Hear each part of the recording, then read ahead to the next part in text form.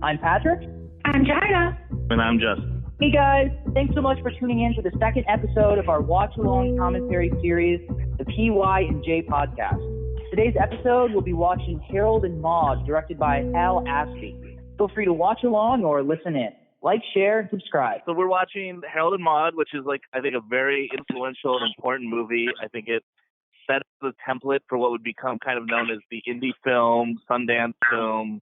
It's a major influence on a lot of the 90s filmmakers, from Wes Anderson his early films very much reflect this movie. And even you can see it in P.T. Anderson's love of kind of strange characters moving through a hostile world. It's a really it has that bittersweet comedy that I think we associate with really good indie films. I think this is a classic example. When people are like, what's an indie film? Harold and Maude. And yeah, Hal Ashby is a really excellent director. I could talk about a lot about him as we go along here, but he's considered one of the movie brats with Scorsese and Coppola, so he's sort of the forgotten one. And he's a little older, a little more hippie. You'll see that sort of reflected in the movie from the music choices. And he was originally an editor, so he tends to shoot a lot of footage and then cut it down in post. That tends to be his style. Other than that, I always thought he was more of a stream of conscious type person. I said, who did Being There? That's Hal Ashby, Shampoo, The Last Detail. That's what I thought. Yep. Because that's the one thing that I like. Very cerebral. Keep going. He really likes kind of naive characters moving through kind of the angry world. Characters you can't get a complete read on.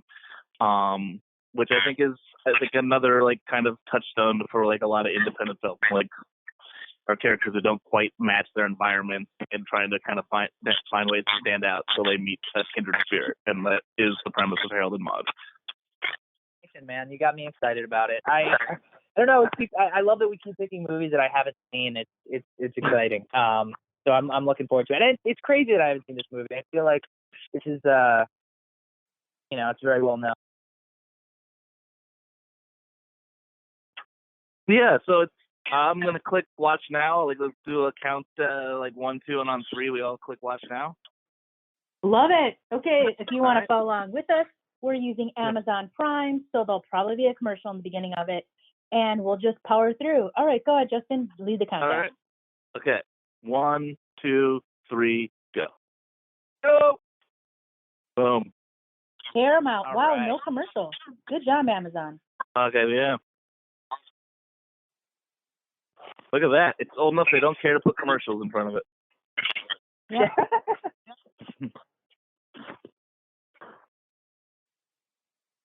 So is this Hal's first movie, or is this a little bit later in his career? I think it's his second film. He worked as an editor for a long time. He did a movie called The Landlord, and then I believe this is his second movie.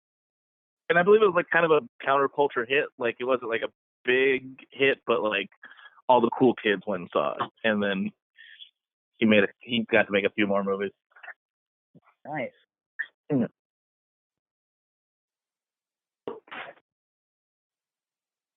When I was, what you have to understand is he died really young too. He died at 59 and 88. So he probably would have been directing movies later, but he died early.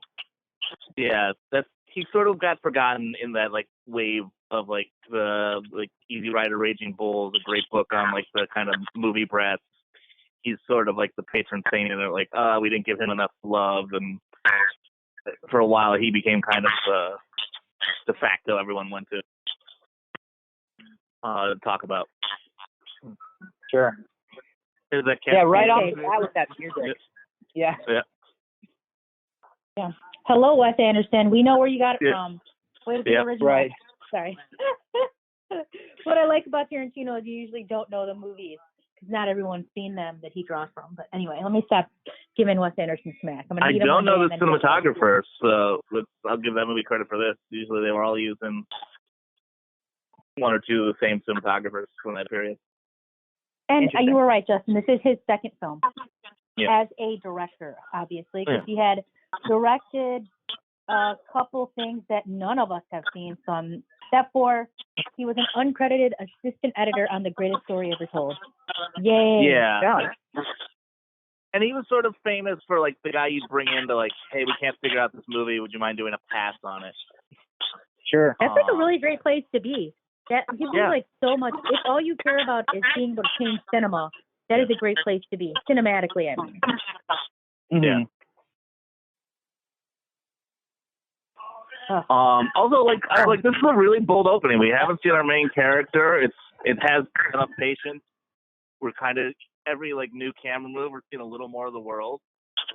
Sure. Yeah, and we haven't seen a face yet, which is important. But we They want to give you that tag. character.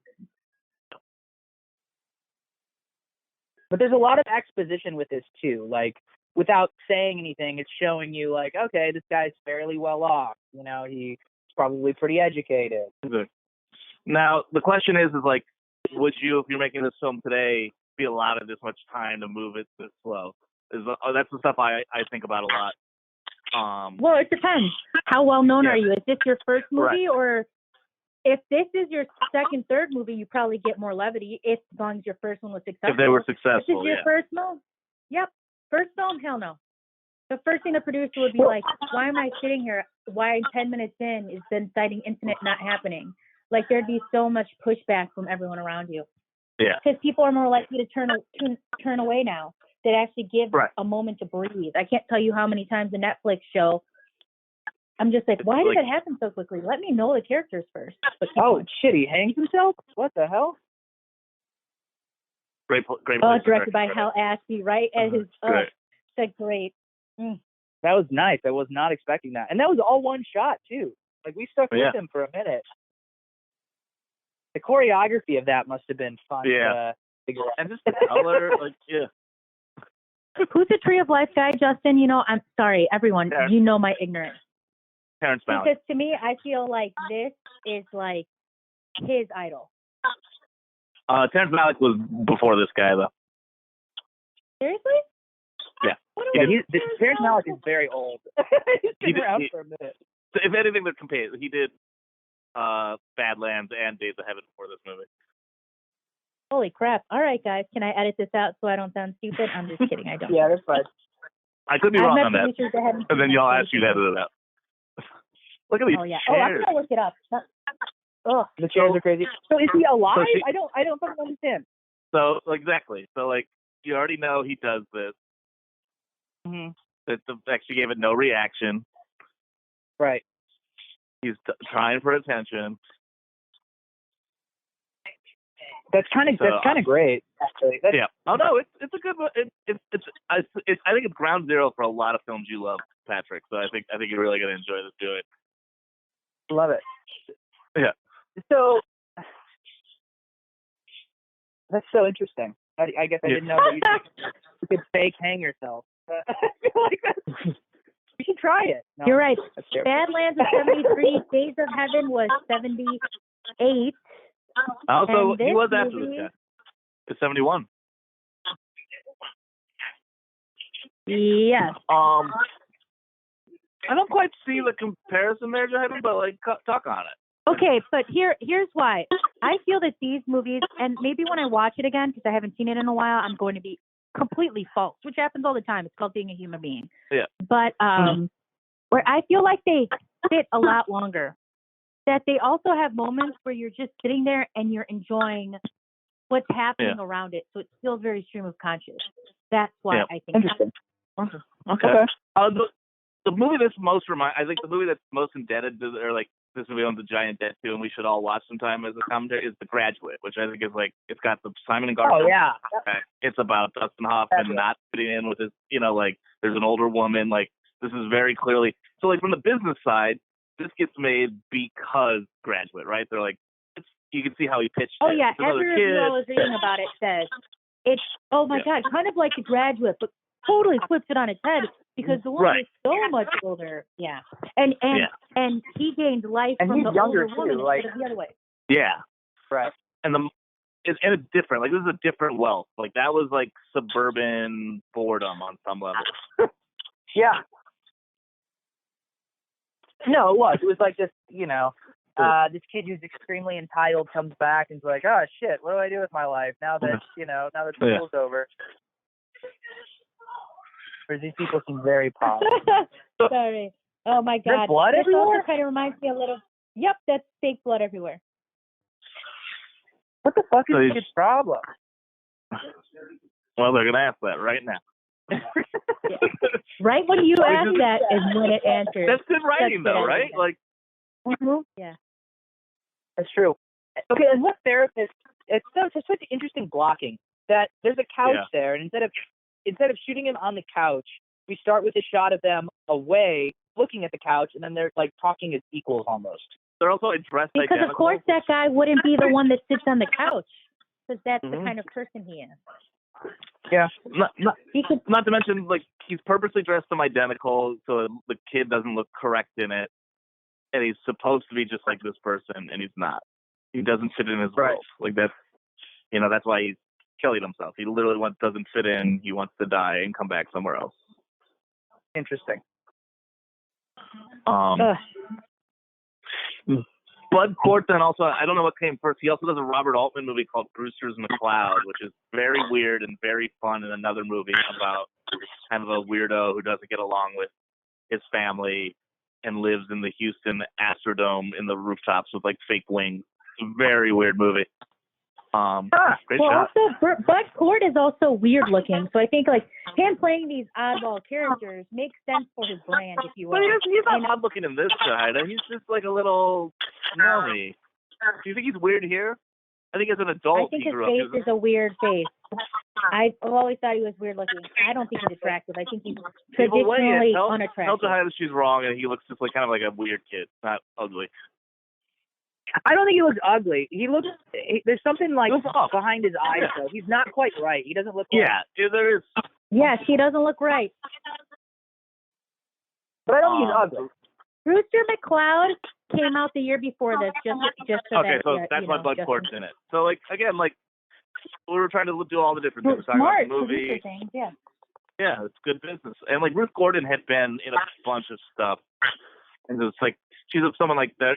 If you were 20 going to see this, your parents would know Ruth Gordon. So, like, you can see the economics, how they put this together. You're like, oh, he had a kind of a weird hit last year. It's like The Graduate. He does have intense eyes. Yes, and I think that's it. He feels like a serial killer to me, so I've never been into him. When they liked each other, I was like, don't debase yourself, Maude. He's such an odd cat. You're just going to wake up and then murder all these cats, you know? Not Cat Stevens, if you will. Not Cat Stevens. Oh, my God. I mean, look, one of the things about watching older movies, it's a lot slower. Like, they still haven't even met each other. It's called Harold and Maude. We've only met Harold. Like, right. if I handed you the script right now, you guys both would tell me they need to meet sooner. And I don't think because you're it's 10 not wrong. minutes in. Yeah. I don't think they meet till like 16 I like minutes that it in. doesn't. Yeah. It's still in. Yeah, we're right at drive the 10-minute mark. We're right at Yeah. the 10-minute mark, and then they just made eye contact, which is interesting. Right. It's page 10, probably, or Look how page 10. I mean, one of the things I like about the art design of this is like that house feels like a funeral home. Like, of course he thinks about death all the time. Because nothing about it is warm, nothing about it is full. It's very supposedly opulent. That's interesting. That's an interesting thought. Because I mean, yeah, it's very nice, it's very elaborate, but you're true. I mean, It's very severe. I'd have a hard time being creative in a house like this. I mean, this is like, it's all severe colors. Feels. But there's not a lot of light. You know what I mean? No. It's like there's pools of light, but like it's very dark. Yeah, and that's a choice. It's all like, I mean, like, as soon as I look at Harold and Maude, all I think of is Max Fisher from Rush Hour. That's like the character I see immediately, and I see Maude as Bill Murray. Like that's the 1-to-1 comparison I see. Like he kind of looks like a marionette, not a marionette, like ventriloquist dummy. Like he doesn't even look like a real boy. All right. Yeah, great touch. That is a perfect timing. Yeah. I'm watching right now, Jesus. Oh my God.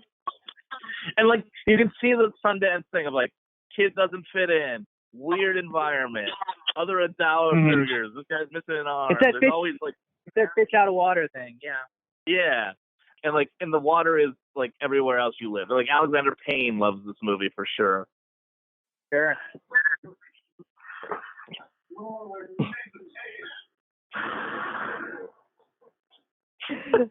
Guys, I think we did a great job on this countdown today because I feel like I'm hearing it like at the same time. It's great.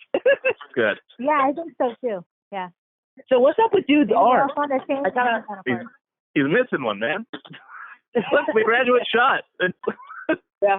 Yep, the graduate shot. He knew he put it in there for the graduate. But like, as much as like she's a weirdo, look, I remember this. Look at what his mother's a kook, like in like a fun way. I don't mean that like she's just odd duck, like. Of course. Yes, like, but they want him to fit in because he's too weird, which is just bananas. She doesn't really fit it. Like, look at that. Like, look at her shower cap she does for like swimming. That outfit looks like it basically looks like what the director of Chicago 7 was wearing when I saw him on set. Yeah. Yeah, for sure.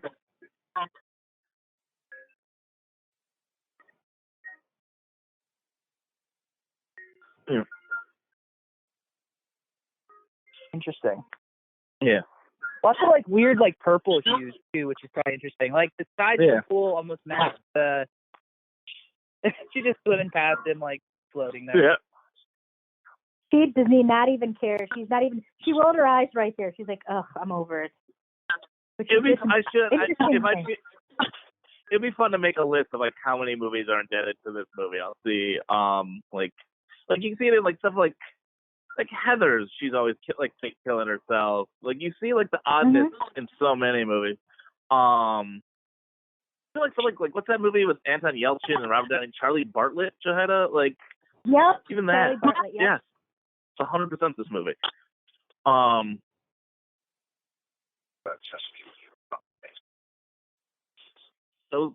So severe. There's no light to any of these frames, which is being purposely done. Like you feel suffocated. Sure. These clothes look suffocating. Yep.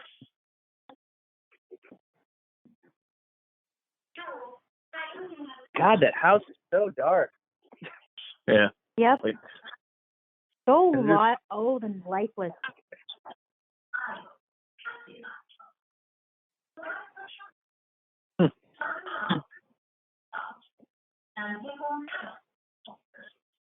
Always right about the 15-minute mark. Time for you to become adult. Time for you to become a man. Like every Sundance. Time for you to like get married. Time for you to like. It's very much the DNA. How old do we think Harold is in this movie? Is he supposed to be like maybe 19? I thought it was 20. He looks like.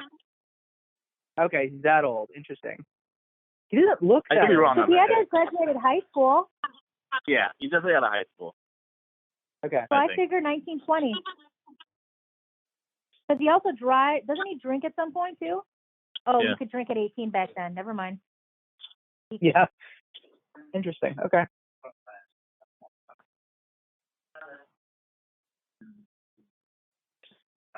Nice dolly shot. Yeah. Yes, I was just thinking that. That's why I was quiet. I was like, oof. And what's great is very minimal use of extras too. Yeah. Yeah. Like this is what a funeral actually looks like. It's not like a full feud. Mm-hmm. And so clearly, just like Fight Club, where they were going to different, him and Marla Singer were going to different self-help things, they meet going to funerals, looking to feel alive.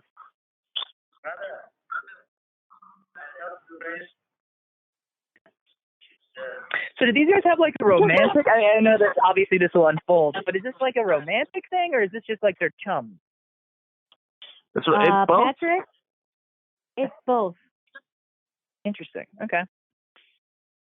That's what makes it so counterculture. Also, like because he's shitty. Giving him candy. Also, it's just like think about it. Like he's incredibly young, but is already ready to be dead, and she's very old and can't wait to keep living. Like it's such a great. Yeah, that's true. Contrast. It's just a good screenwriting trick right there. Like you can see the journey they're both going to go on.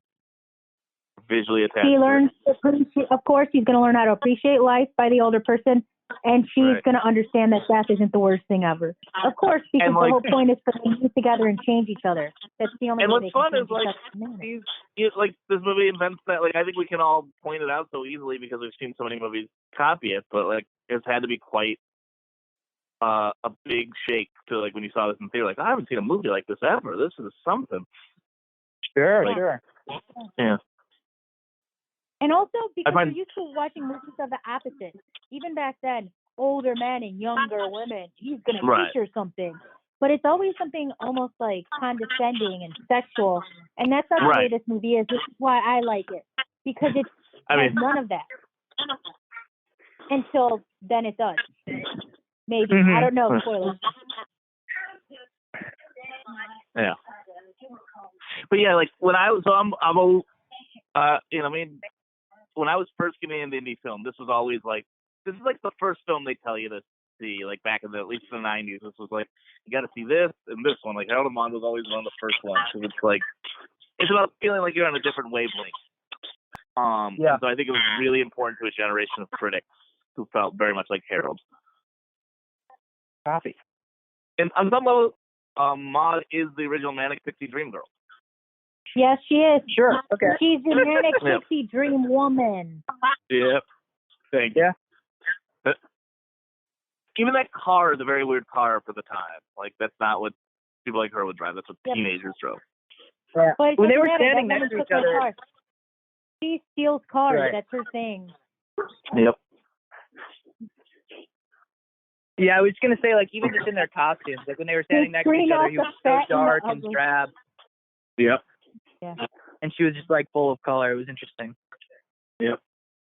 And, I like talking about these guys because, like, it's a choice. Like I think a lot of times people watch movies and think this stuff just sort of just happens naturally, but, like, you know, there's a whole bunch of people asking that question. So production designers asking, what type of chairs are these?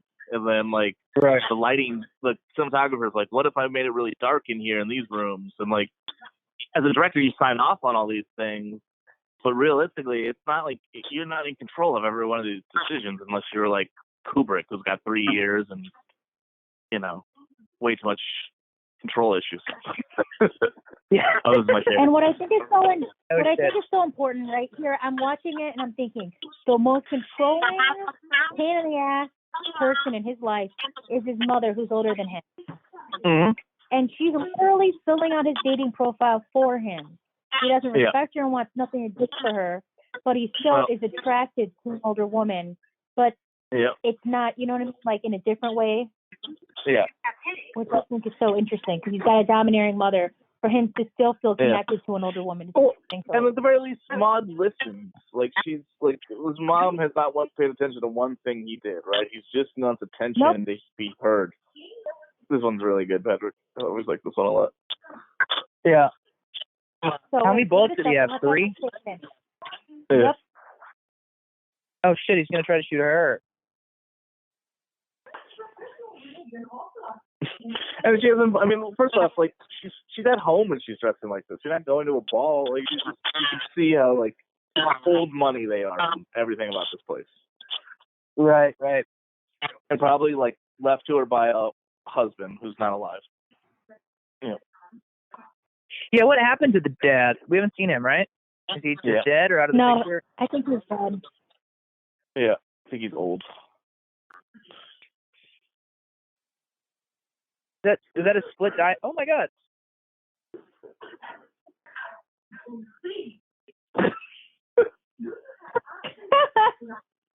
Oh, were they blanks or something? Yeah. Oh, okay. I was like, what the hell? No, he actually he put bullets in. Well, you can still get hurt by a blank, so most likely. They didn't know that yet. One.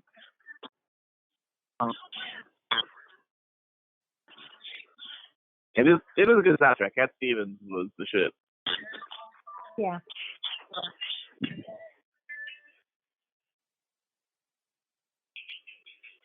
Interesting that we're so like pick me up. Yeah. Yeah, I was gonna say it's so sort of like blurry and like. Yeah, like it was raining and they had to get that shot. Yeah. Yep. My favorite part is they just keep meeting at funerals, which is so bananas. Mm-hmm. He's going there because he wants to get closer to death. She's going there to celebrate life, like you said before. But yeah, like you see it in like its influences in even places you wouldn't think, like Fight Club, like this. Yep, and look, she's in a white coat. Everyone else is in a black coat. Yeah. And is this She the tells second everyone. funeral of this movie so far? Yeah, because they're just No, I going to think funerals. They don't know the people. Oh, got it. Oh, interesting. Okay, so that's a plot point. Okay, didn't pick up on that. So that's he like just the enjoys Fight Club going thing, to yeah. people's funerals. I think they're Oh, looking them up in the newspaper. He Yeah. wants to feel closer to death. She wants to celebrate life. Yep. That's so interesting. I like that, actually. Oh, the yellow That's nice. umbrella. I wonder if that's how they got it in How I Met Your Mother. Mm. I think 100% sure. Yeah, I think they're influentially. going to put that together. Yep, because something like that, I kind of feel like we need an umbrella. Well, of course it's gonna be a yellow umbrella, bro. We love Harold and Maude. Yeah, I mean that again. Like we can't undersell how important this was. I think to like the next wave of directors. Mm-hmm. So like yeah, that's one of the things I always look for when watching movies from this. And he doesn't even have an umbrella. I was gonna say no umbrella for him. He just like, I'll just get wet. Right character choice, right? Yeah. It's like you gotta sometimes gotta place them in context. Because sometimes you've seen so many things that it feels like a watered down copy, but like when you watch something from this period, you gotta understand like there was nothing like it, and everything else like it invents so much sometimes. Sure.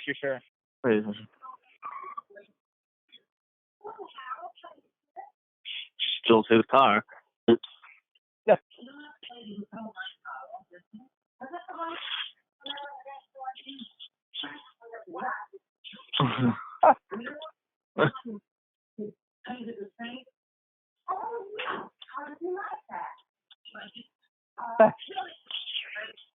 So she takes people's cars. Did they get them back? I don't understand. Or did she just? Oh yeah, she puts them back.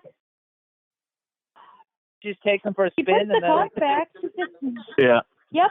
I gotta be honest, I don't think it really answers that. I think like back then you could get away with not answering that question. I think now you'd have to explain what she does with them. Like that's like a great example of how like writing has changed. You like I think you have to people expect more because they've seen more. It's an interesting character trait, though. It's like why, but I mean it's interesting.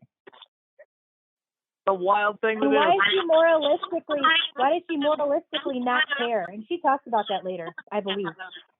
Yeah. And like she clearly can't drive either. Yeah, I was gonna say she sucks at driving, so it's interesting. Probably never learned to drive. Yeah, exactly.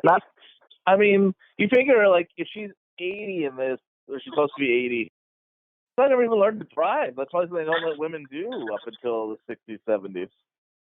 Yeah. So she like grew up never driving. She stole his car, which I think is great. This is my car. That's why I'm in it. Oh, it's your car. You can drive me. Chad, this is who you want to be as an old lady. I can already feel it. I feel.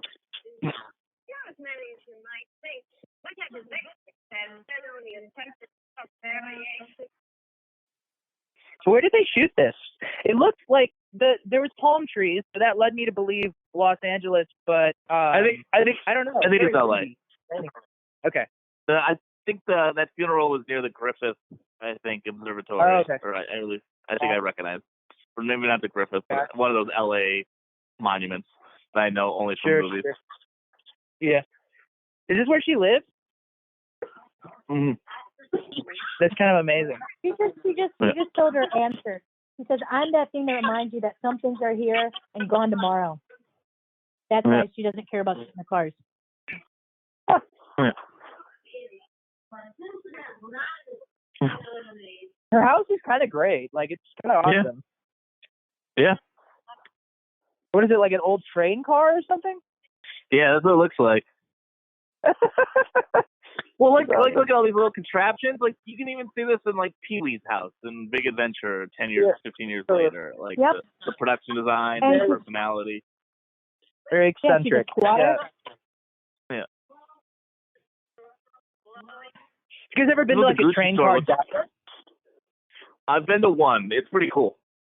Yeah, it's pretty freaking awesome. I went to one. I think it was in Kenosha or something, actually. But they're pretty awesome. It might have been Milwaukee. It's somewhere in that general area. Somewhere where we lived when I lived in California, there was like one up on a hill that we would go to sometimes. Had like a view of the city. Yeah.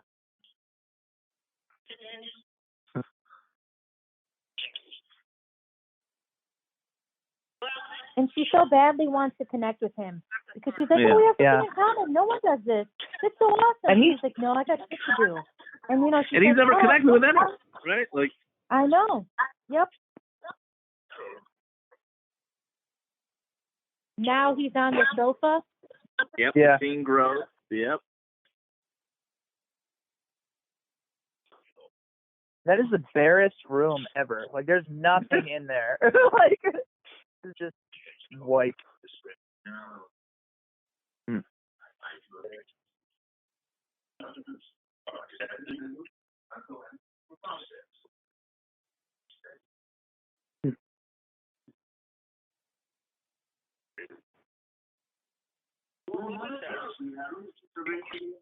So you guys were talking about the actor who plays Harold a little bit earlier. Has he done other stuff? I wasn't catching up. You still see him. He's a character actor. He was like apparently in like a bad car wreck, and he looks very different. So he's lost a lot of his look. But he's in a ton of movies. He continues to work, but like I think he stopped being a cute young guy and has to wait till he's like 35 to start getting like good roles. Yeah. Copy. Yeah.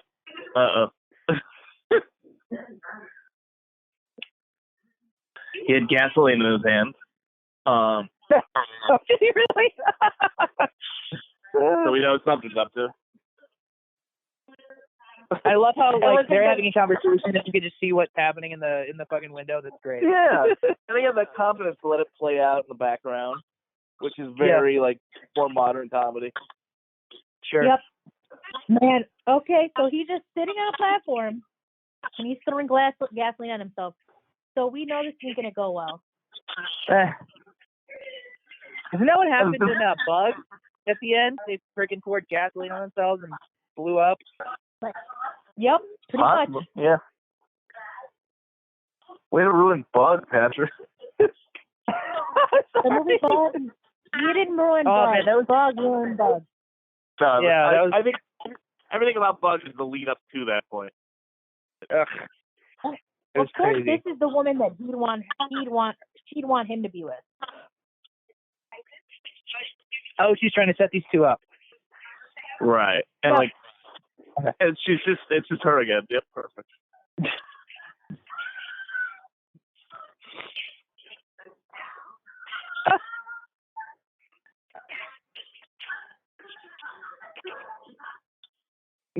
Because she thought she saw him on fire. He freaked her out. And they definitely got more like pale makeup on him, right? Yeah.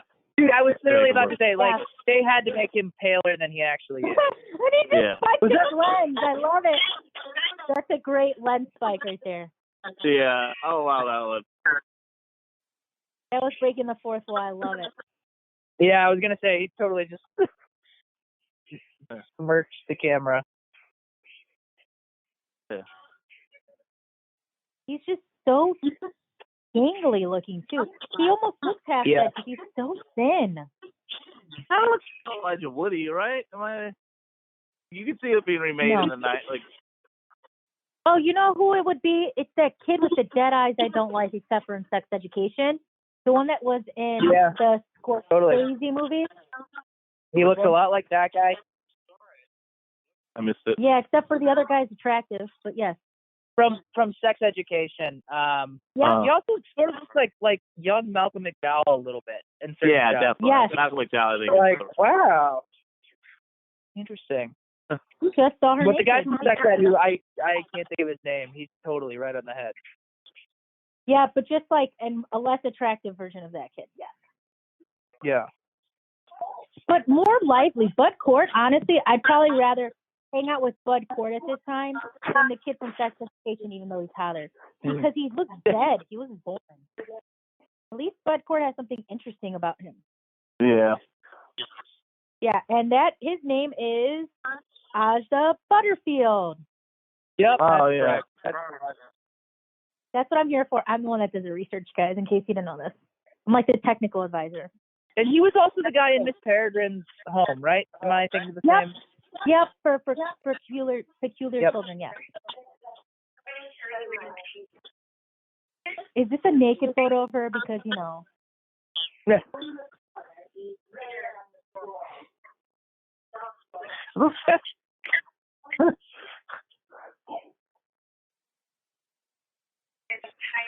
Yeah, it's like the production designers have had so much fun.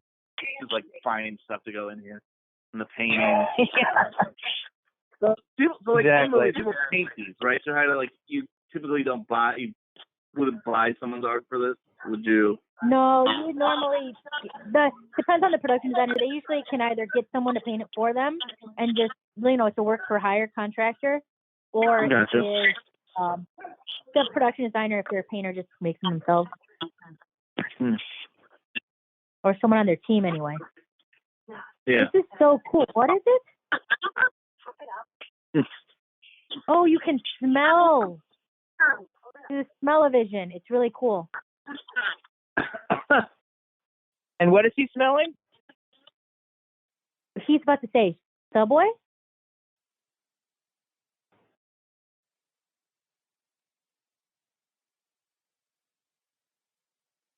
Perfume? Subway, the perfume.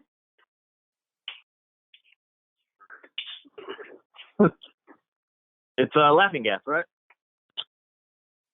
No, it's she did like a smell-o-vision thing.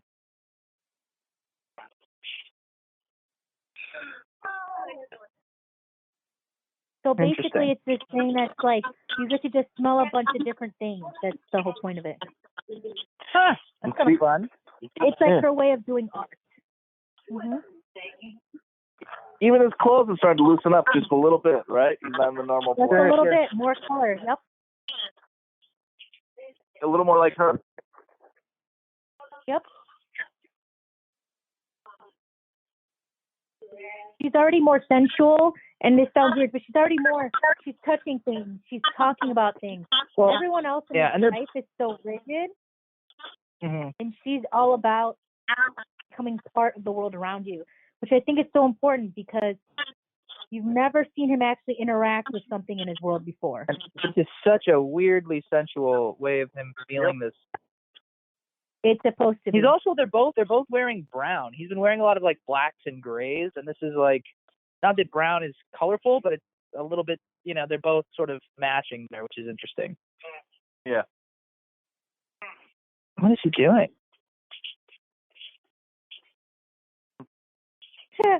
Whatever you thought he was doing, he probably was doing it. This has got a lot of sexual stuff in it.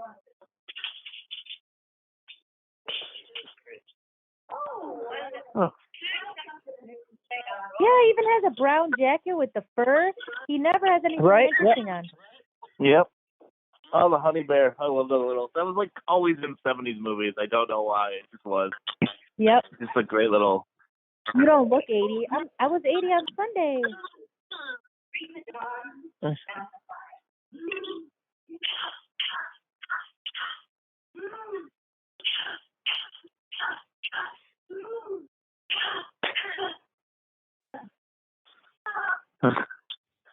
Great.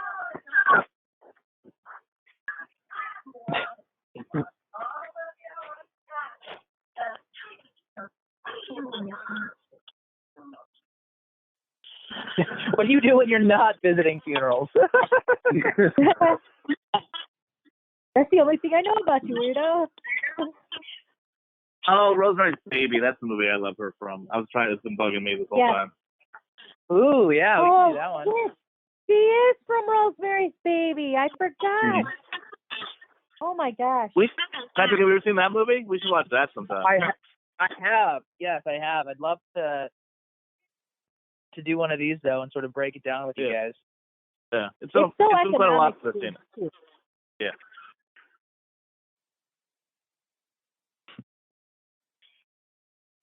I like to watch things, so.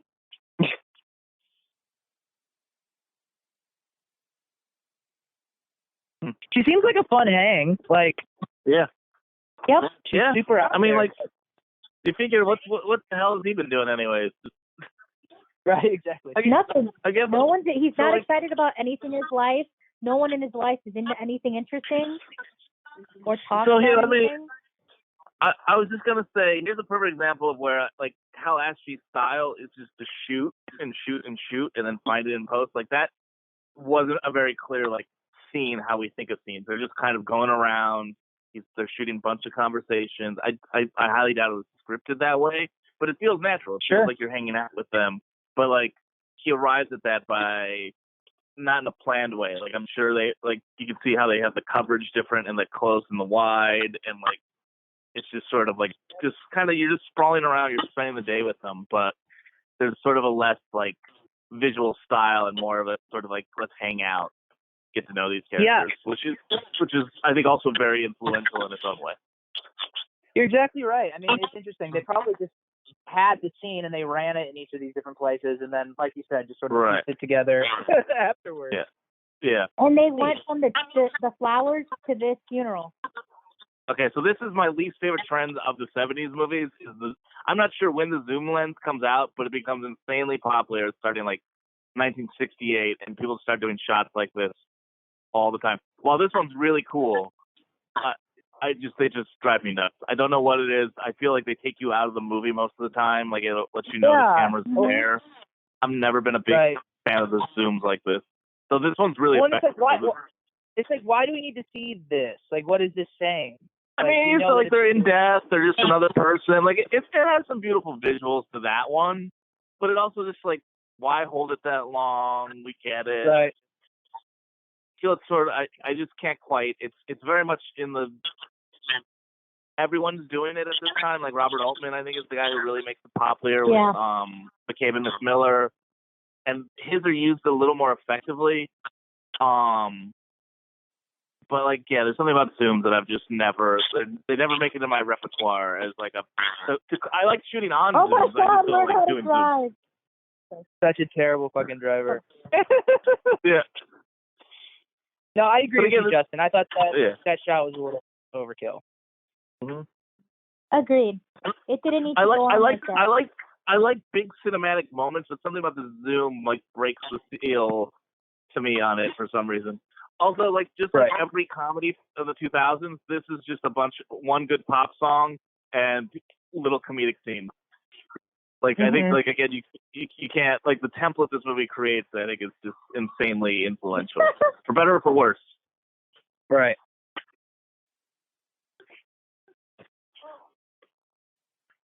She's so good at parallel parks. It is easier that way for sure. Yeah. But you also get a sense of what it's like to hang out with her, man. She's like, there's that manic pixie dream woman thing where you're like, this person might be exhausting in any other walk of life, but in this movie it seems so sweet. Yeah. Mm-hmm. Great in the background blocking there. Yeah, the cops are like, what the fuck?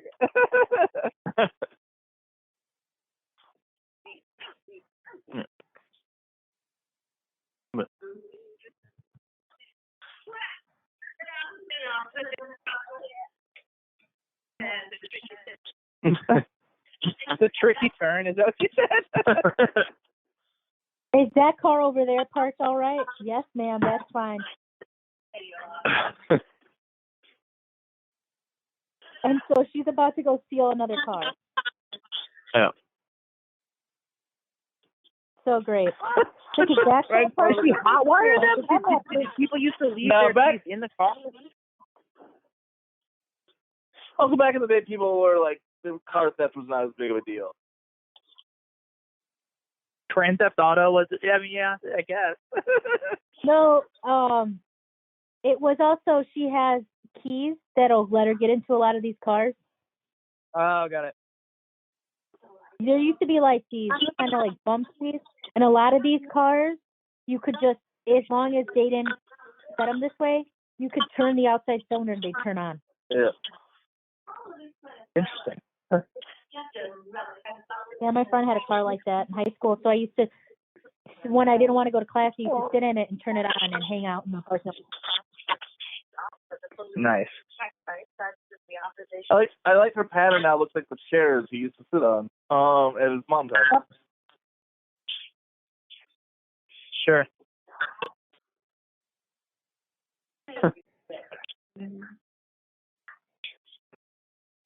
I like how she offered him wine. He's like, I don't drink. She's like, it's okay. It's organic. Like, but you use that when we're in LA. That's a good. Yeah.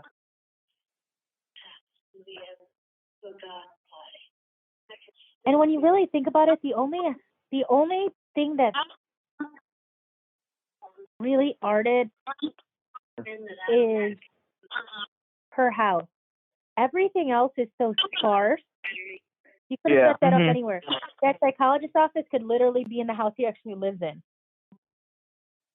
because it's just white walls, which I think is really great, because I don't think this movie had that much money. I think it was $1 million or something. Yeah. Yeah, really? it could not have been much. Yeah, it wasn't much. It was a little indie. Yeah. Yeah, I mean, there's no, like, big names. You can see why this, but that's the thing, like, around this era, like, after Easy Rider makes so much money and costs nothing, studios are like, oh, you have a weird idea, it costs under $2 million? Sure.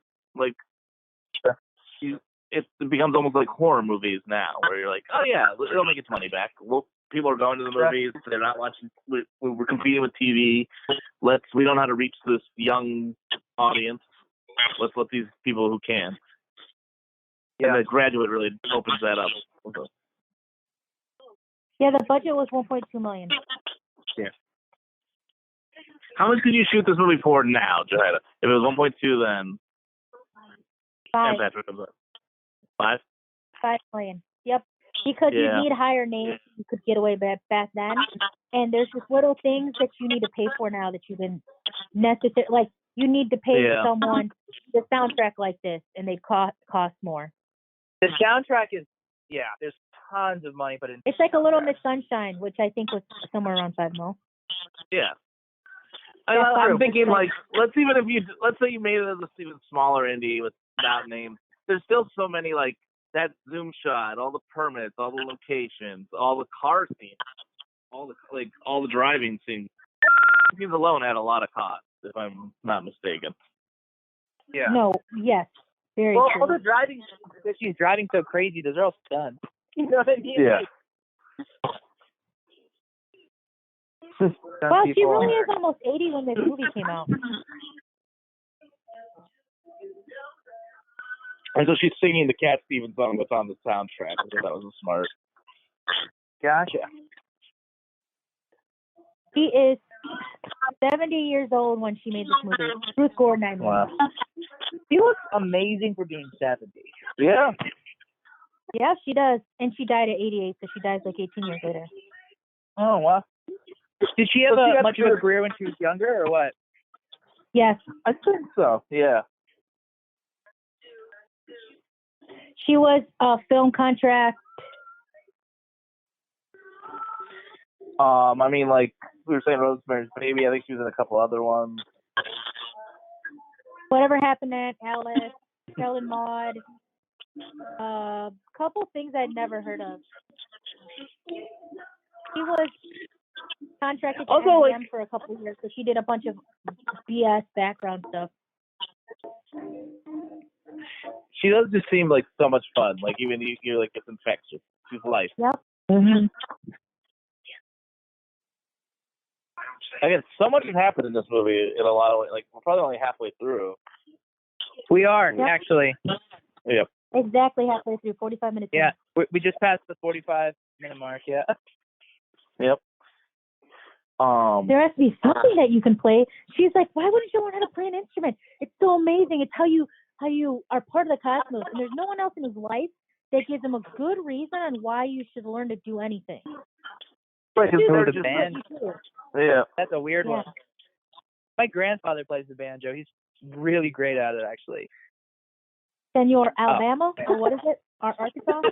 Yeah. Yeah. But it's perfect because he would not want a traditional thing. He'd want something a little odd because he is oddball. Yeah. Yeah. The way it's strung is very strange. You've got like a super high string above all the low strings. It starts like on the 5th fret. So strange. Aww. And so far since he's met her, he hasn't been really trying to kill himself. Right. Mm-hmm. his color palette completely changed. Yep. He's not wearing suits anymore. It's pretty much what he used to do, just wear like really formal clothes. Sure. This house is laughably large, by the way.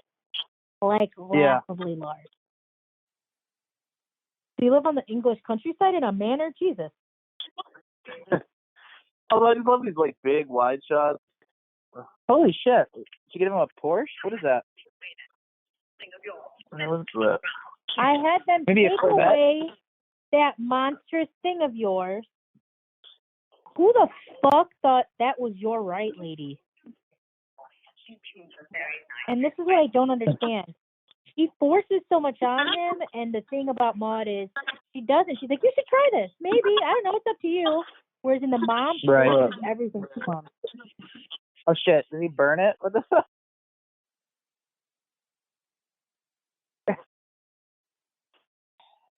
I love that. I mean, jacket, I would be though. pissed. Yeah, so that jacket's Gucci red. now.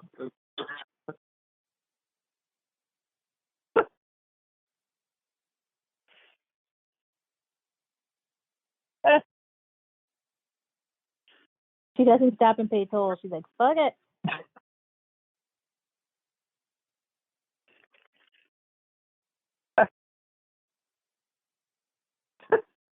Was this the tree that they stopped and looked at earlier, or is this just some... Yeah, I think so. This is where they stole his car. Okay. Is that yellow again?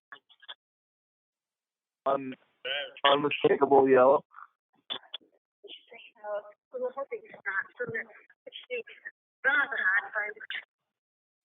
Your truck? Oh, no, yes.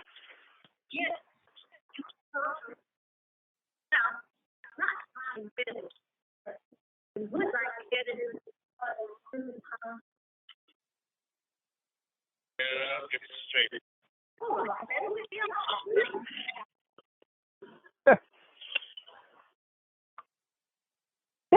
Let me get this straight, lady. Wait, what? Yeah, right. Yeah. Also, this shot literally is it Dan in the real life, right, Shahida? Like by water. Yes. Yep.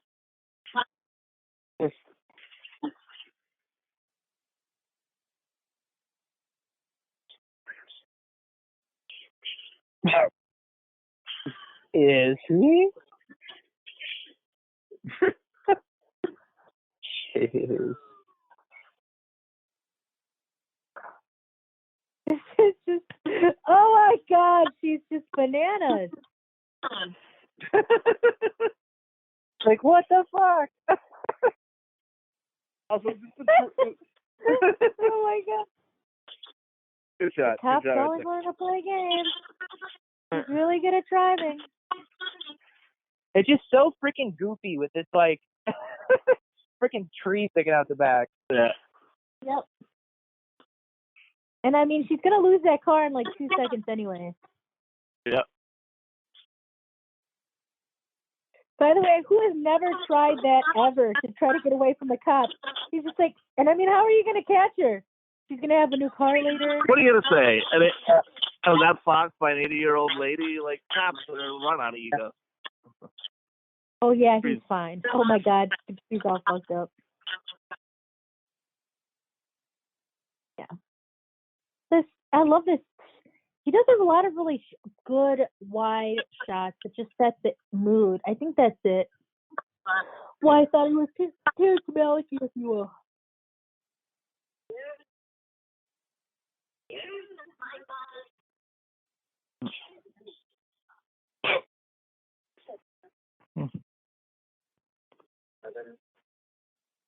Yeah, his pink is so great that, like, his jacket and shirt and all those things that he's got on. I'd wear that right now. Oh my God, Yeah. the pants? Yeah. I know you could do the pants. Patrick, you could do it. Yeah, maybe. He's very, like, Harry Styles. Like, I feel like that's something that he would be wearing right now. Yeah, that's very Harry Styles now. That was a tracksuit I'd wear. Yes, if it was a tracksuit, absolutely.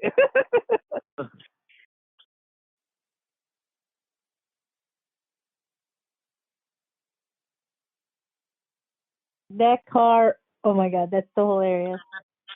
That cop's not giving up on that lady.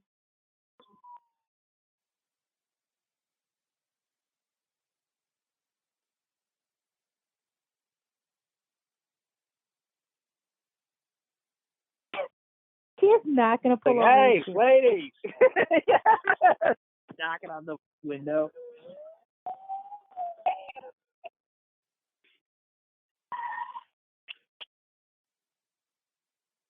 Also, how much driving? How much do they have to pay for this? Because this is a lot of streets to be closed down, or did they not close any streets down? Because, I mean, you never really see the people driving until the close-up. Maybe they pick like a real quiet part of town or early morning, maybe. Well, that's what I was thinking, like, early, well, I mean, like, it doesn't look like sunset or anything, so they couldn't have really done it later. It would have had to be super early, but. Yep. I don't know.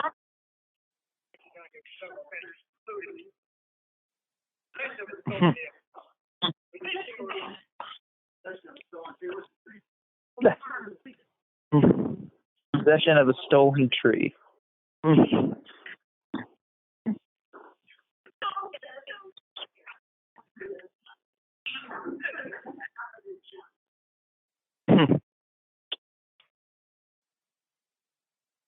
And right, like an anti-authority spirit going on, in particular for the first time in the late '60s, '70s, and I think it's reflected.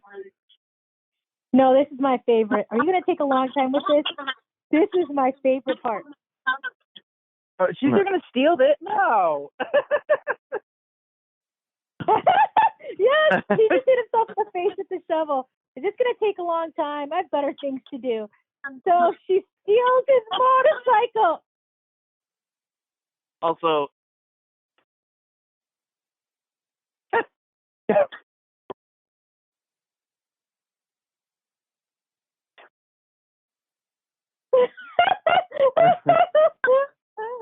Oh my God, that was great. I just realized like how important in Garden State drives the motorcycle, so they could do this shot from Harold and Maude over there. Yeah. Oh my God. And you know what other movie? What's my Sally Field movie with the guy from? Oh yeah, that movie's quite delightful. The Michael Showalter that movie is so great. Oh, quite I'm gonna look it up. Yeah. It is quite. No, it's seriously. Sally Field is just so, and it's also kind of sad but happy. It's really it's really great. I'll find the this name is of a nice it. little thing. Yeah, I got it. it's getting more and more intimate now. They're in robes. Yeah. He's like, I haven't lived. Like, that's such an interesting. Yeah. It's nice. Him sort of getting intimate with her in this scene is nice. Because it's true. He's like, shit, there's a lot, there's a lot that I haven't been doing. I've fixated on death. Yeah, and also he's never actually taken time to talk to another human being before. This whole movie. Well, because he was just surrounded with people he didn't, that were all into the world that he didn't quite understand. Like, I think being misunderstood, there was way less subculture going on. If you didn't fit into the norm, they didn't understand you. Sure.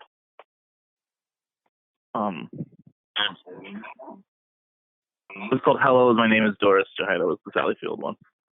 Yes, I know, because I was looking it up. It's my job as a technician. Thank you, Justin. Yes, hello, my name is Doris. It's so cute. It's so cute. It's so great. That movie's great.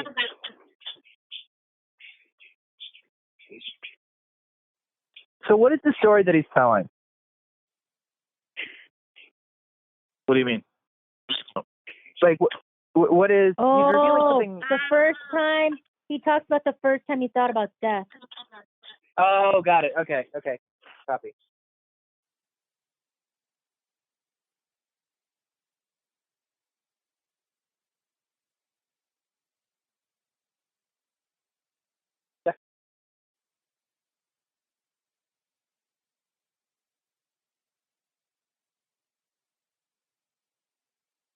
They thought he died in a fire. Wow. It's a pretty good performance from this kid. Yeah. I know, and what's great is he's always listening. You could tell he's always listening. Yeah, he's really great in it. Like, it was a little, maybe I decided not comical, then that but I sort of a being little dead. comical at first. But now, I mean, it's great. Yep. Yeah.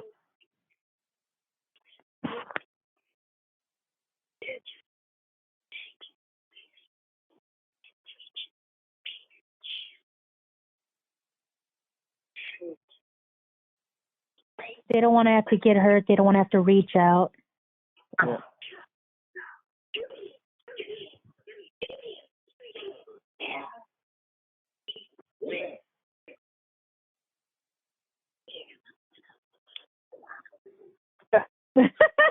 Otherwise, she's making stuff for the locker room. All of a sudden, she's talking about sex, playfully. Mm-hmm. He looks like a little boy becoming real for the first time. Yep. Yeah. Oh, they just admit they like each other. Oh.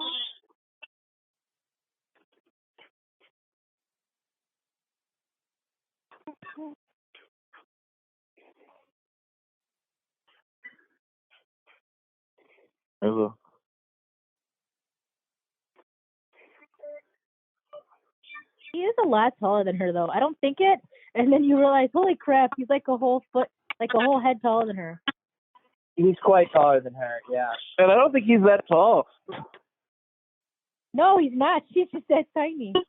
Yeah. Oh, bringing women over is such a great little fun subplot.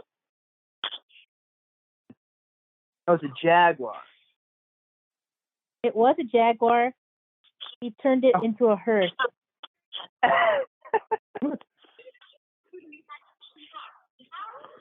kind of looks good that way, actually. Yeah, it looks pretty cool. I think it looks so cool.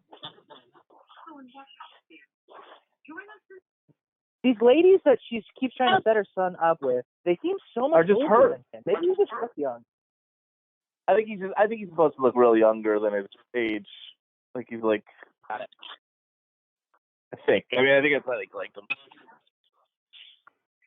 I mean, look. I think he's supposed to be like 24, but he doesn't look 24. Yeah. No, he looks.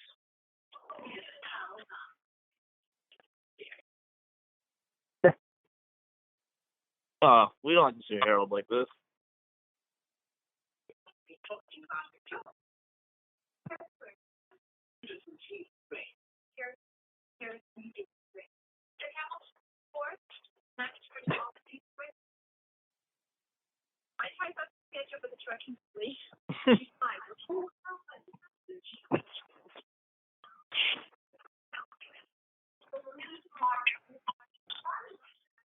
What's he gonna do? I'll take it back. This is my favorite one.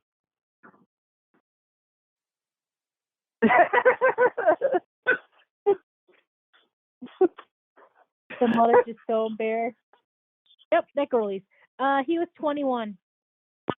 Yeah. In real life when this movie was made.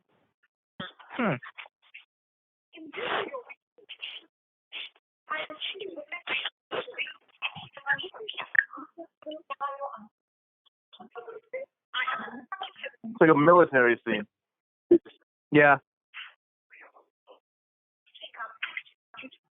Yeah, with like the snare in the background, totally. But you can't actually do that. You can't enroll someone unless they decide.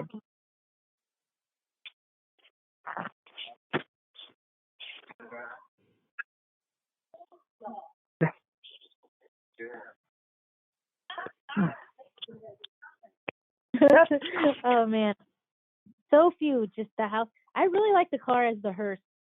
I think it looks Yeah, bad. me too. It looks awesome. It's cool.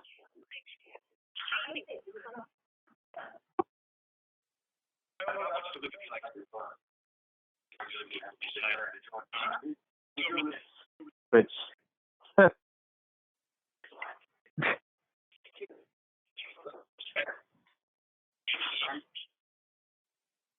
That's all you need. Yep.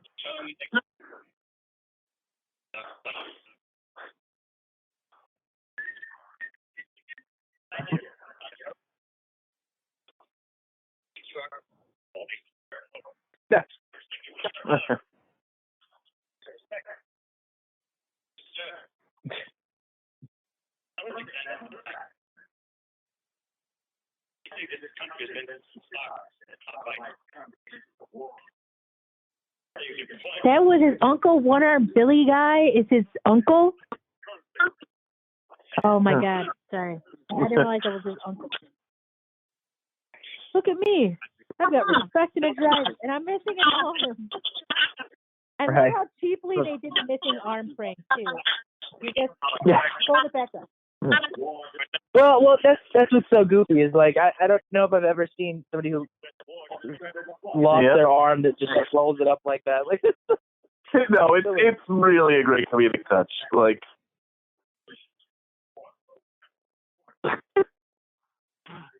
and then to have it so you can do the salute is such a great hold on the string. Yeah. Mm-hmm. I love that jacket he's wearing.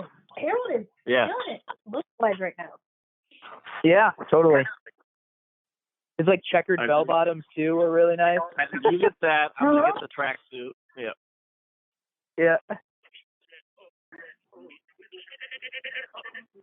Yeah, that peacoat's really nice. It's like an ivory. Well fitted. Yeah. Well fitted too.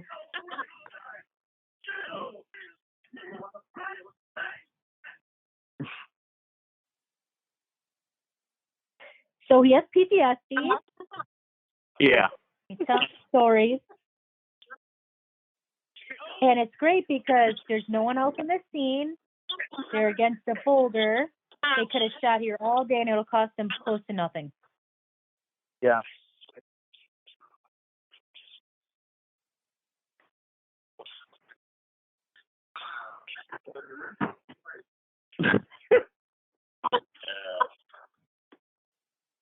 Sorry, I can some of your notes.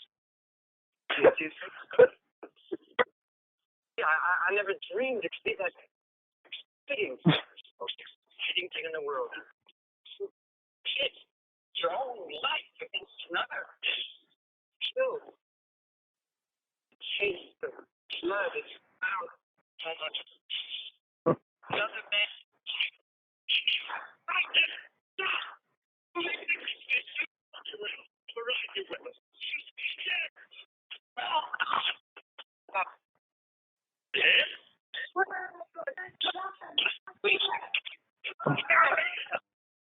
Oh my God. So Maude and him said if they put their minds together, they can find a way for him not to be able to be enlisted. Yeah. Mm-hmm.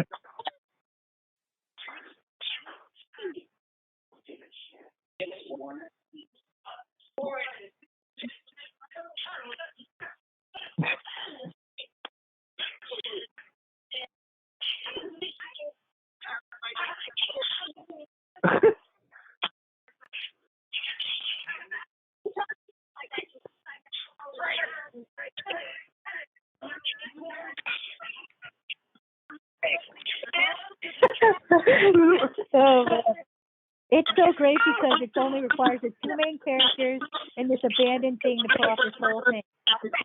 Yeah. What is that, a shrunken head? No, that's supposed to be a scalp. Oh, got it.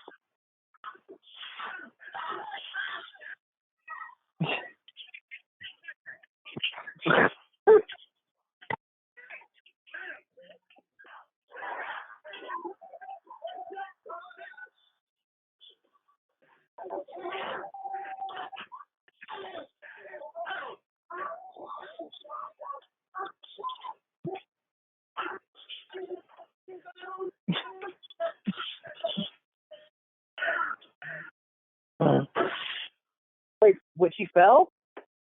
Yep, she fell in a hole into the... I mean, they're planning all this.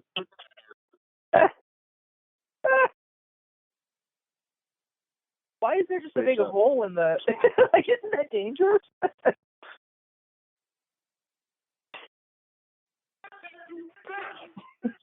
And like that. Oh, man, I love that coat. Yeah. That was a great finish to that scene. I felt that scene was a little long and a little, like, boring initially. Yeah. But, again, I'm grading it on a much harsher curve than it would deserve. Yeah. It's very well Yeah. done. And for the time, extremely well shot. Mm-hmm. But The stairs location was cool though. I mean, that was perfect. Yeah, that's a good. So they were in the corner for a little bit too long, and they're just like he's not doing like stairs. so. If I can say my one knock on Hal Ashby is he's not exactly cinematic for a great director. Like in the end, he just sort of like put the camera to it. He's like in a weird way very influential on TV in that sense, where it's like two actors saying a bunch of dialogue, stand and deliver. And I, that's not necessarily my favorite types of movies. That being said, he does it very well. Yep.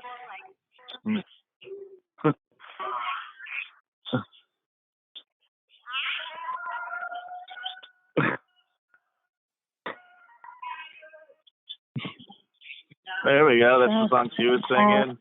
This is the song "Want to Be Free." Yeah. This is the song that is the song from this movie. Yeah. That's a nice shot. Yeah. Yep. Good message. Yep. You want to be you, be you. And that's, I think, it's a lot of people like this movie. It's all about being yourself and not taking things for granted, which is fun, right? Yeah, I think it's a really important, like, I think a lot of people see this and connect and be like, yeah, I should stop being a moody teenager. Like, I think that's important. I think it's a good shock to the system. Mm-hmm. Oh, he's 5'9". He's not that short, so he's probably 5'7". Yeah. He's probably 5'4", 5'3".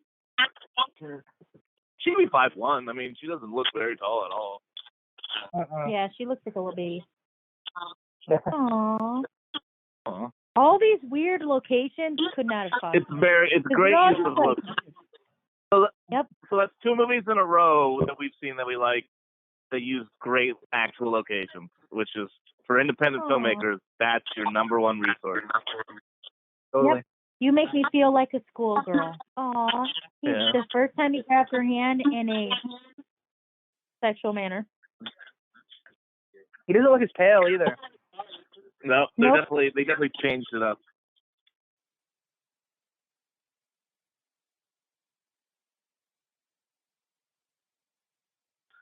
What does she have on her? She has a barcode on her wrist, which you know what that means. So she was in the Holocaust or something? I believe That's what it always means in these movies. Yep.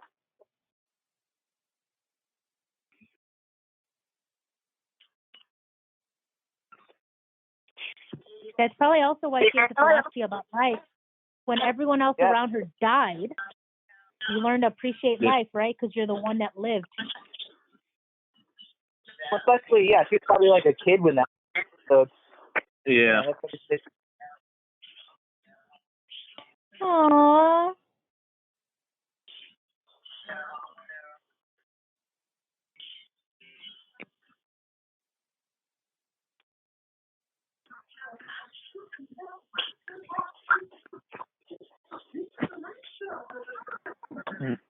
Is it the last girl? Because there's a whole world full of women.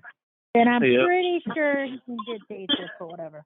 Well, but wasn't the thing she was like putting an ad in the paper, like eligible? Or something like that? Yeah. You guys think that'd work today if I put an ad out in the? I think we have to do it and just like make the log line Maude. I think is. Yeah.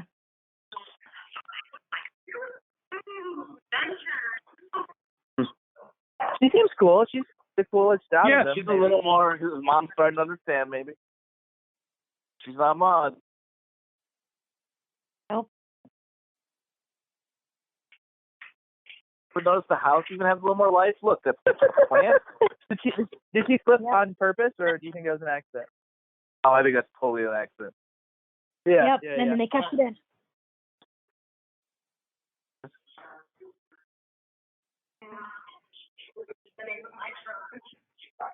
What?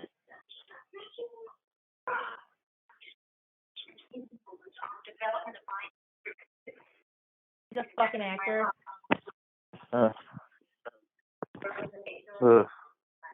Doré? Anyway.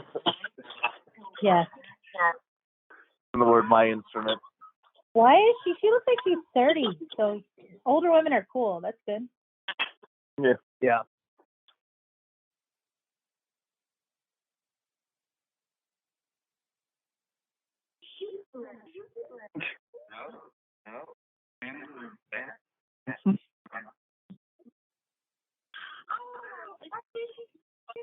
He doesn't want to tell her the truth that he's learning the banjo. Yeah. I hate the way she talks. It's like,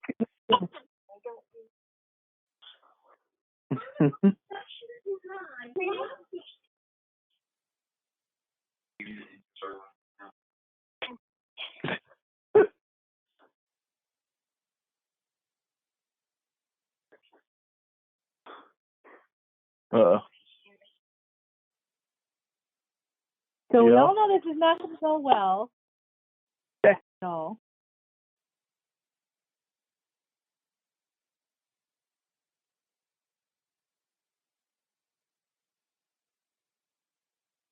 It's like a slow build up of dread. I like it. Yep.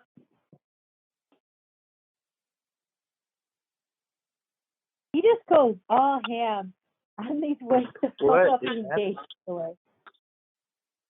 You know what Harry Carries are? It's when you sacrifice yourself by cutting yourself in the gut. Right. It's what samurais were Yeah, and captured. then you go with your Yeah. lover, right? You've got your lover behind you, and then you stab both of you or something. I thought No, it was that's- also what samurais are captured when a warrior, like, so you don't get taken prisoner. Yes, you don't want to. Yeah. But This now is I know what why you all my do. uncles knew what that was. It's because of this movie.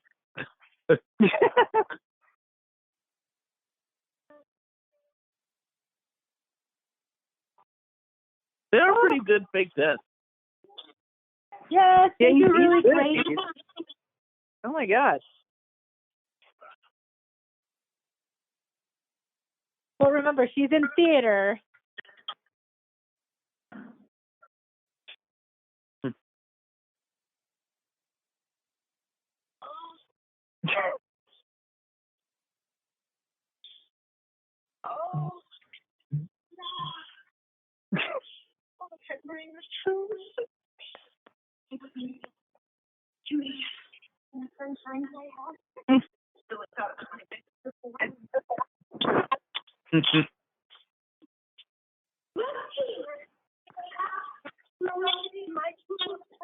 Yeah.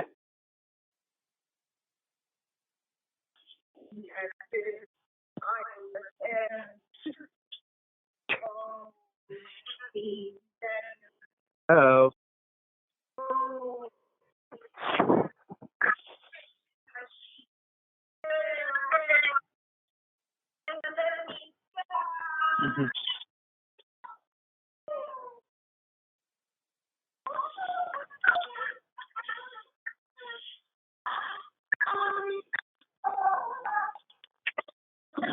No, it didn't work. Nope, because she's that melodramatic.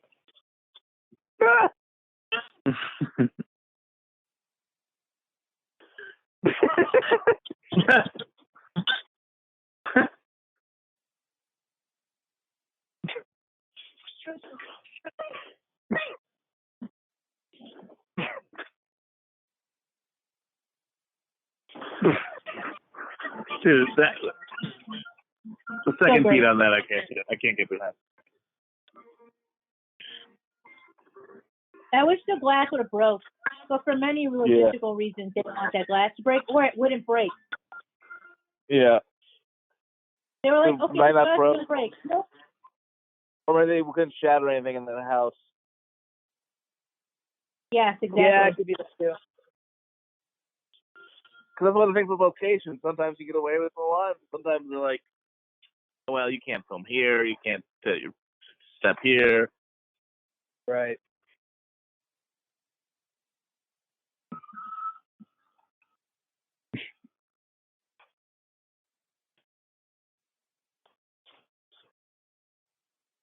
That guy right there next to him kind of looks a little Hal Ashby.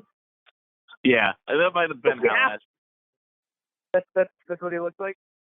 Yeah. You look like what you think you look like. A big old hippie, yeah. Total how. Yeah.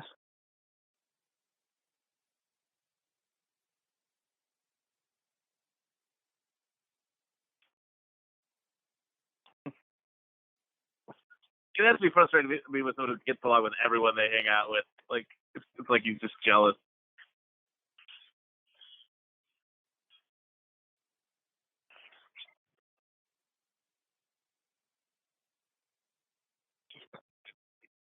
Yeah. Literally the next scene. Yep.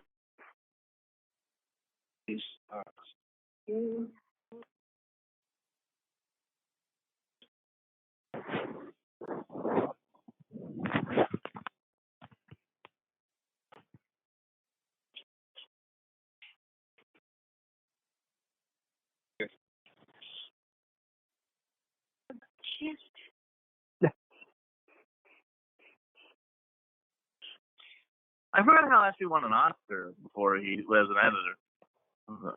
Harold loves Maude. Aww. Mm-hmm.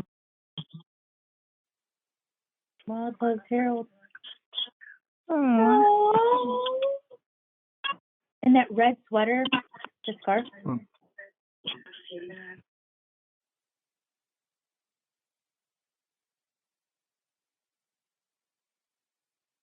Ah! Like, what the fuck? Oh, that's cute. Yeah. So I always know where it is. Because she's like, oh, fucking good shit otherwise. So I always know where it is. It's always in the ocean and I know where it is. But there's something so beautiful and logical in that kind of red. Yeah. For sure.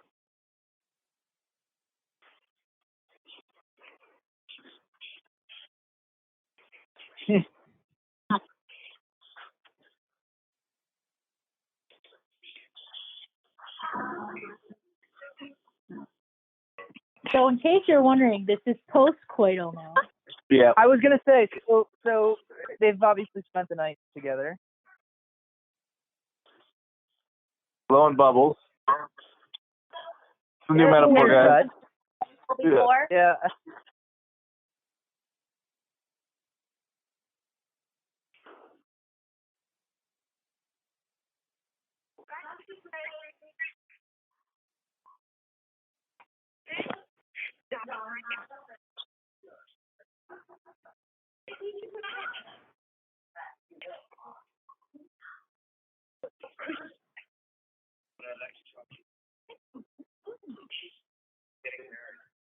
Ooh.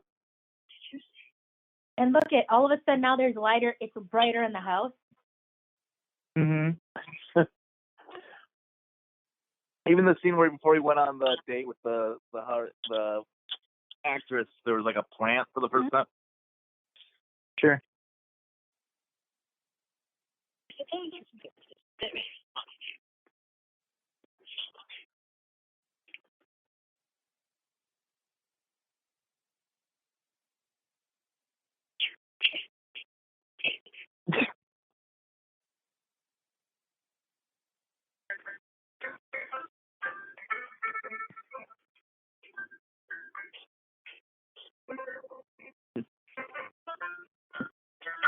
Yeah, who was the production designer? I want to see what other movies they did because it's just great work.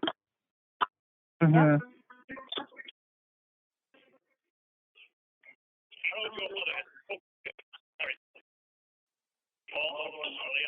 It's a really I just love like economical the way of picture of Nixon.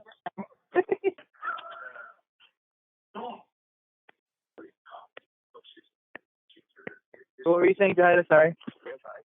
that it's an economical way to get this across. So you're about to see a bunch of people that say the same thing.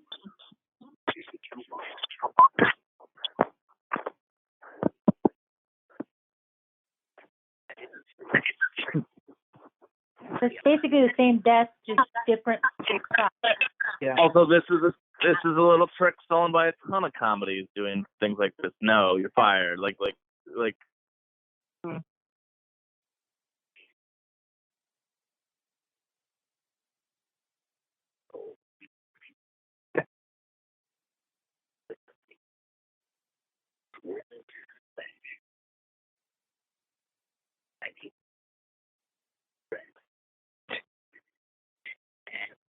assholes, by the way. We all get old. Yeah.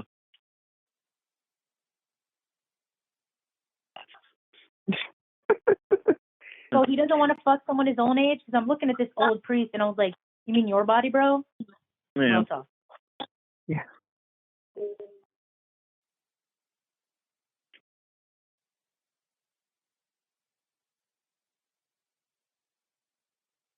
So is she gonna want to get married to him though? Yeah. I know. I guess Like we'll I find think they haven't discussed marriage plans. This is something he wants. Yep.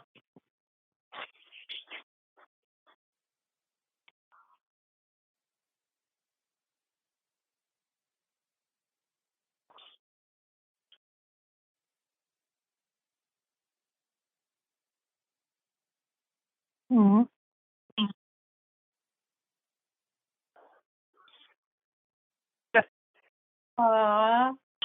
He looks really great. Mm.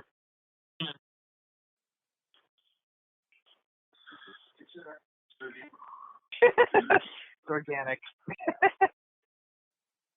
All right, it's organic.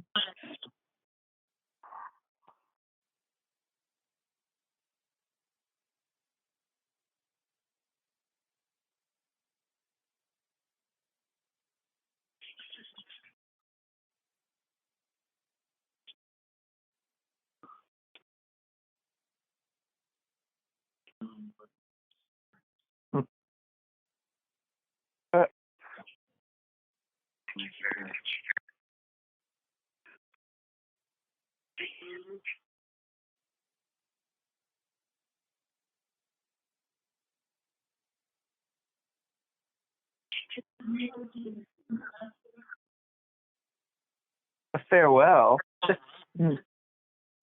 You missed it in the beginning. It's very, very minimal. I'll tell you later.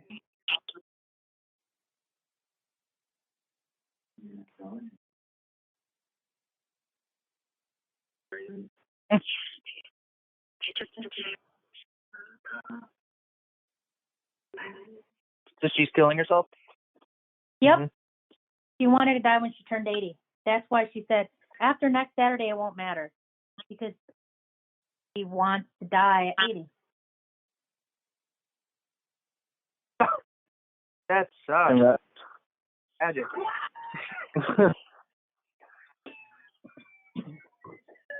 All right, I'm going to officially start drinking my Monaco craft cocktail in a can, Kentucky Mule. Nice. Nice. I'm just drinking my coffee. Yep. Yeah, I think I've got a Lagunitas little something lying around somewhere that I might crack open. Aw, he's trying to hold on to her and she doesn't want to. But Yep. that's wonderful. You want to keep living. Wouldn't they have pumped her stomach like in the? But I guess back in those days, I don't know if they could. Yeah, it's different. Yeah. An Depends on what hour she ago. took. Like.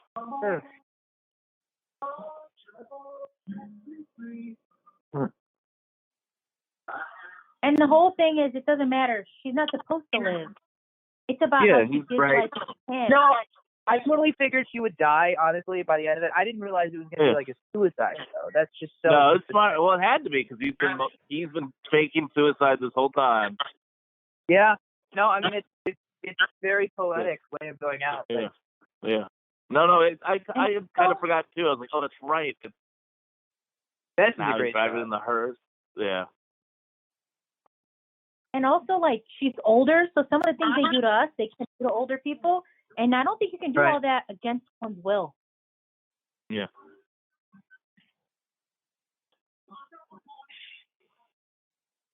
Oh, she's so sad. Because instead of spending their last moments together, they're at this hospital. Yeah. Could Yeah, just she be should have together almost with each other. not told him about it, and just died. You know what I mean?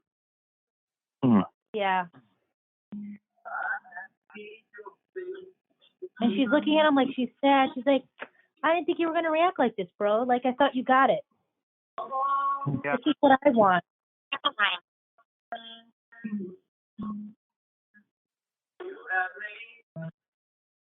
Oh, you should have just stayed with her. Why are you trying to save her when she doesn't want to be saved, bro? You guys could be making love. She could be dying in your arms right Yeah. now.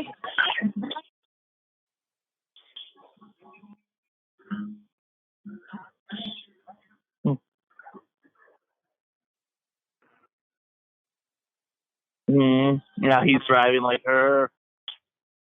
Yep. She gave him everything. Damn it. I'm fucking tearing up. I knew that was going to happen. And I love it. It's so... No one else in the room. It's literally just a room. The one thing I really appreciate about this movie that I think would be hard, this movie is so nakedly emotional and sincere that like it's almost refreshing because I feel movies now have to couch everything in irony a little more. And I really like about this movie. Yeah. It's just so openly. Yeah. He's crying like this. Yeah. Why can't there be earnest emotions now? Why are we so afraid? Why is everyone such a fucking lame person that they can't admit when things hurt them and it's okay? Oh my God, this hurts me. I feel terrible right now. It's okay. There's nothing wrong to own your emotions. I don't know. We live in that kind of thing, like this kind of earnestness and the way he's acting. Right. Just wouldn't do it now because people would think it's fake. Like why people don't like Forrest Gump. Just look at that. Wait. Yes. Okay. So he did that. So, what do we know about him, though? What do we know about him? Yeah. Didn't do it, but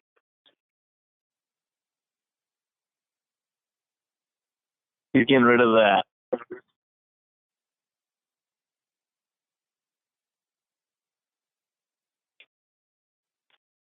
All I'm thinking is, what lens are they on? Yeah, agreed.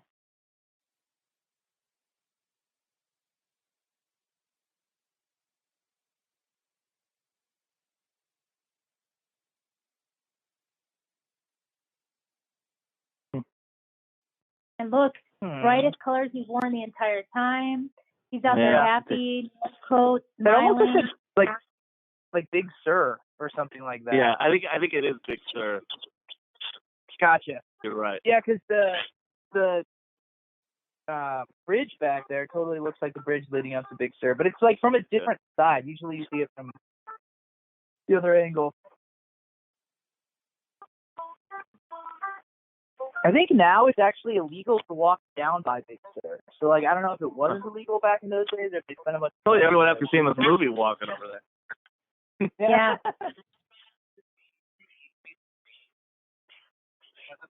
It's a happy movie.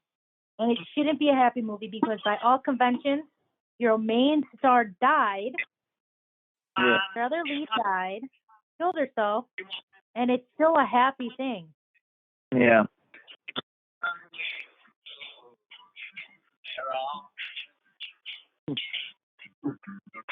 It also ends. Like, it ends. Like, it just gives 10 more minutes. Huh. Nowadays, they'd have to show you how he met someone new and how... Right, and they'd have to see him. There'd be a scene with his mom. Fuck that. He got where he needed to go, and he's about to go live life. Like, that's what's so great. Yeah, we got it. Exactly. And what I really love about it is it's almost like the film that we just shot, Jahida, where it's like, you know, the Adele-Matthew relationship where like stepping stones, right? Like you meet certain people in your life and like while they're in it, it's like they're your whole world and you know, but in the grand scheme of things, he needed to find this person in order to really, you know, find what's next for him in his life. Like he was so stunted just by the way he was. He needed to find someone like Maude in order to grow. Yeah. Exactly. Yeah. No, I thought that was great. Yeah, it's a really solid movie. Yeah, I liked it more this time than I did the last time I watched it. My best friend in high school really loved this movie. And it's like when you watch a movie after someone told you it's the best movie ever, you're expecting something different, and then you watch it and you're like, what is this? That's kind of how I felt, but I actually really like it. Yeah, so like I have a conflicted relationship with this movie. Like I really liked Hal Ashby going into college. He was a director I really appreciated. And as I got more into directing, I actually found this movie kind of boring. And there's something about Harold and Maude in particular where it is everybody's like who doesn't really like movies' favorite movie. Does that make sense? Like their friend behind it. It's like the people who talk about Harold and Maude are more exhausting than people like us who watch a ton of movies and have like really specific and weird favorites. And so like there's like sort of a cult around Harold and Maude of like the most important movie, and I think it's really good. And so like I often when I would watch it I'd be a little more cynical about it. But now watching it again I was like, oh, this is just kind of like a really pure, sweet movie. It's well made, it's super influential, and like everyone should see it. If you like indie dramas or comedies or Wes Anderson or P.T. Anderson, like they all owe a debt to Harold and Maude, and so like it's absolutely worth watching just for that. Oh man, yes. And a little Bud Cort trivia, because of course I looked this up. Bud Cort grew up super Christian and was headed for the priesthood and got into acting through nightclub comedy gigs. And that's how Robert Altman found him to give him a part in MASH. And then Brewster McCloud. And then a friend gave him the Harold and Maude screenplay, and after he read it, he related to the macabre kid in Search of a Connection. So he was always like an emotional child growing up, and his parents were always very cold to him. So he met Hal Ashby for the audition and just kind of blew him away. Nice. Yeah, he's excellent in it. Like his eyes are just like perfect for this movie. Yep. And he almost reminds me. He's got almost like a Damien from The Omen kind of vibe in the beginning, where you're like, there's like Patrick. Yeah. So there's just something unsettling about him as a character, and then. But what's fascinating, I think, just from a performance standpoint, is he starts off, very unnerving, and then towards the end, it's like, you see yourself in the character. It's very relatable. He warms up. Yeah. Okay, so evidently, a lot of what Harold is in this movie, like how he breaks that fourth wall, he just chose to do that because he's not classically trained actor. So, like, in some of the scenes, if you look at it, he's, like, killing himself with his middle finger as his mother's talking and would fuck the other actors up. He just felt that that's what his character would do. And how Ashby and him got each other enough where he's like, all right, go apologize. But no, now I want you to do it again in another scene. So it could be something that he's always doing. So I just think that's very interesting. Yeah. Yeah. That actually makes a lot of sense. I am there. I like that like spikes the lens is such a weird. I don't dislike it, but it's a move. Also, there was more sex in the original movie, more kissing and more love. Like they barely kiss in the movie. You just see post-coital because that. Right. But I kind of like that. It was disgusting. Mostly Robert Evans. I think that if there was too much sex, it would have taken a completely different turn. I think the fact that it's like it's youthful and sort of innocent, I think that makes their relationship so much more real, because this is the first time she's ever really experienced these things. And like your first relationship isn't hot and heavy, sex all the time. It's like quirky and fun and fresh and new and they should have still kissed, but you don't even see that. Right. That's the only thing where I'm like, they never kissed. Like there should have been like a kissing scene. There should have been something emotional. Just once, a little small. It doesn't have to be the most, a whole like 30 minutes. I'm not saying that. Just like a little something. So I understand it's also easier to see because it's so innocent. Whereas if you would have made it just a smush more romantic, maybe people wouldn't have the same feeling they do about the movie. And they'd have a feeling like all those other people that are talking to the camera. So. No, I think he's definitely onto something. I don't like. Also, that just speaks to how much like Hal Ashby shoots and then would cut out and cut down later, as is his style. if there's 30 minutes of something and they're like, we can go a completely different way, and it doesn't change the movie at all. Like, I think that is both kind of crazy and interesting. Totally. Right. Are you just reading IMDb trivia, Johannes, or is that a cute thing? No, I'm reading this great interview with Bloodsport about how just his life. And he said that Bruce Gordon was one of the most important people in his life during that period because his mom died right after the movie came out. And he called her and she's like, let me tell you about when my father died. And she's like, yeah, she was like such an important person in my life until the day she died. And that's so beautiful. There's something so beautiful about that. Because that's like part of why we're all in films and we're all filmmakers, right? We want to create these amazing moments in time. And it's like the best and worst things about theater, which is the heightened emotionality of having to do like a theater show every day with the same group of people, and this familial bond that you get when you make a movie, and why it's so important. And you guys are in the trenches together, you know. And so I just, there's a reason that my life is the way that it is, and it's because I want to make films, and that's how I want to make them, you know. Yeah. Yeah. We all want a life a little more like Maude. Yes, I guess. Yes, I guess you could say that. But so now's the point in time that we kind of do our little wrap ups of like what our takeaways were. So do you want to start us off, Justin? Because you are always eloquent.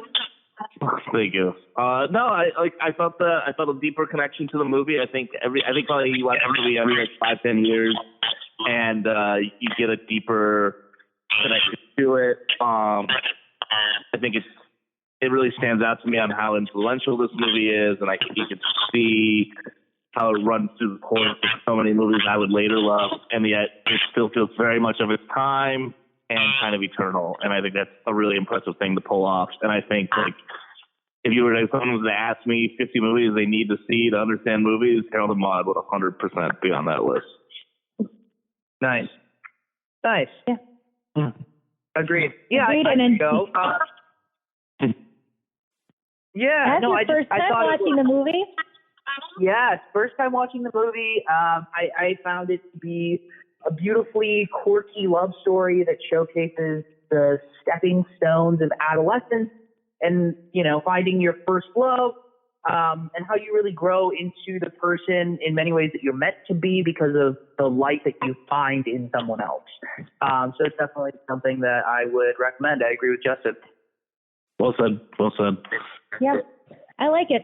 As the giant nerd that always said, like the one thing that I liked about this one, like Harold and Maude, now watching it again, is I kind of really understand the Maude character so much more, because that's literally I was growing up, and Slim as a human being, I always felt I was more of a Maude. I come in, we all have moments with our human beings, and then you're out. You know, it's all about how you change the people around you, which I think is just a great message that you don't see enough. It's like sometimes Justin and I will talk about what happened to those weird movies in the early 90s where you were just supposed to be proud to be who you are in this really earnest, adorable way. And, you know, that's kind of how I feel about this film. I also think it's so there was like a Little Miss Sunshine period of Fox Searchlight films that were trying to make $5 million movies that would bring in a return of like $50 to $60 million, right? Which is pretty good for independent movies. And I think if that's the kind of way that you're going to go about as a filmmaker, you really need to watch a movie like Harold and Maude. It's very economical. Like few places that are like steady locations. I think it's also great because sometimes, especially in the digital age, we get caught in how beautiful the cinematography needs to be to tell the story, which I think that's the difference between great directors and, you know, okay directors, but not everyone's going to be great. And it's okay to be visually okay, but to be emotionally excellent, which I think this movie does a really great job with. You can't say this movie doesn't hit those high notes. Visually, it probably could be better. There's probably other directors that would have had a better job conveying to the DP some greater awe-inspiring whatever, but I also love its simplicity, and it still doesn't make the movie anything less just because of it. So, that's my roundup there. And he uses other techniques, like he's using production design and the song and the costuming. Like he's always telling the story, even if it's not with the camera. And so, like again, like all the great directors, he uses all the things you get with when you make a movie versus any other artwork to his advantage. You get actors, you got props, you got locations, you got sound, you got score, you have lighting, and he uses it all. And I think that, even if I don't have him on the top tier list of great directors, it's still a really well-directed movie that's massively influenced.